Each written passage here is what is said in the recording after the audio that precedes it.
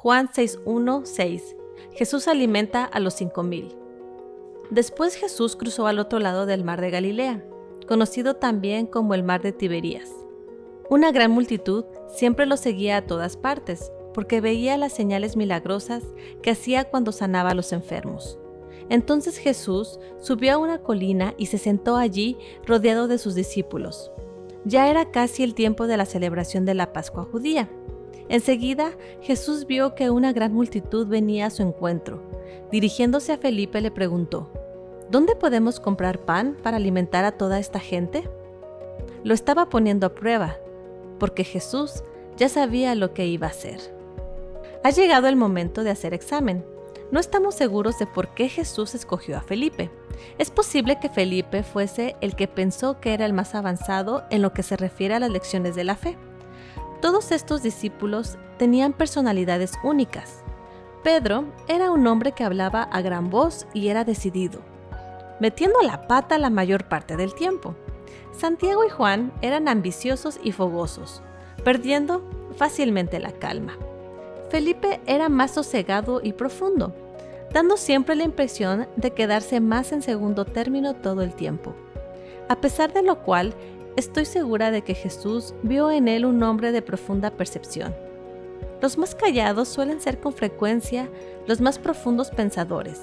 Tal vez escogiese a Felipe porque es posible que fuese el que mejor entendiera lo que se hallaba tras los fenómenos más dramáticos que los discípulos estaban presenciando. En cualquier caso, Jesús le dijo a Felipe: ¿Cómo podemos comprar pan para que pueda comer estas gentes? La verdad es que no esperaba tener que comprar pan. De hecho, Jesús sabía que Felipe no podía realmente contestar su pregunta. No había cerca ningún pueblo, ninguna tienda, y aparte de eso, tenía muy poco dinero. Evidentemente, su pregunta tenía como propósito colocar a Felipe en una situación que no tenía solución humana.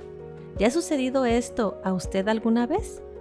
Es posible que en estos momentos se encuentre usted en una situación por el estilo, teniendo que enfrentarse con un problema para el cual no tiene la respuesta, según los recursos normales de la vida humana.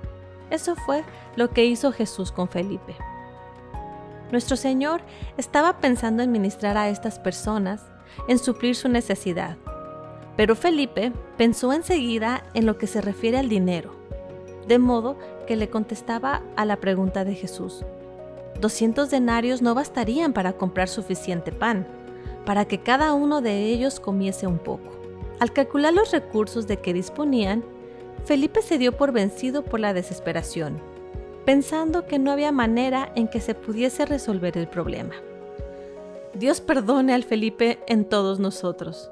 ¿Cuántas veces ha sucedido esto en nuestra propia experiencia? Al contemplar la palabra de Dios para nosotros, Él nos manda alimentar a las multitudes, no solo desde el punto de vista físico, cuando surge la necesidad, sino incluso, lo que es más importante, desde el punto de vista espiritual. Yo me siento angustiada por el hecho de que muy pocos parecen entender que hemos sido enviados al mundo para enseñar al mundo una verdad que nunca podría ser encontrada ni de ninguna otra manera. Una verdad que necesita con desesperación para enfrentarse con la vida y hacer que funcione de la manera en que Dios pretende que lo hagas. En el ámbito secular, el conocimiento faltan elementos de enorme importancia, grandes vacíos que las personas del mundo intentan llenar de docenas de maneras diferentes. Pero solo la Iglesia posee la verdad, el pan que puede satisfacer estos anhelos. ¿Qué hacemos cuando nosotros escuchamos este mandato? ¿Alimentada a las multitudes? Contestamos como lo hizo Felipe. Pensamos en los comités, en conseguir fondos y en organizaciones. Hacemos uso de palabras que parecen muy impresionantes. Tenemos que proponernos unos objetivos.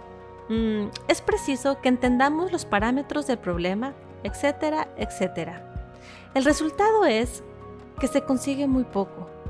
Sin embargo, nuestro Señor dice que debemos empezar donde nos encontramos, con lo que tenemos. Yo estoy convencida de que si hiciéramos exactamente esto, todos los sustitutos caros ya no serían necesarios. Oremos.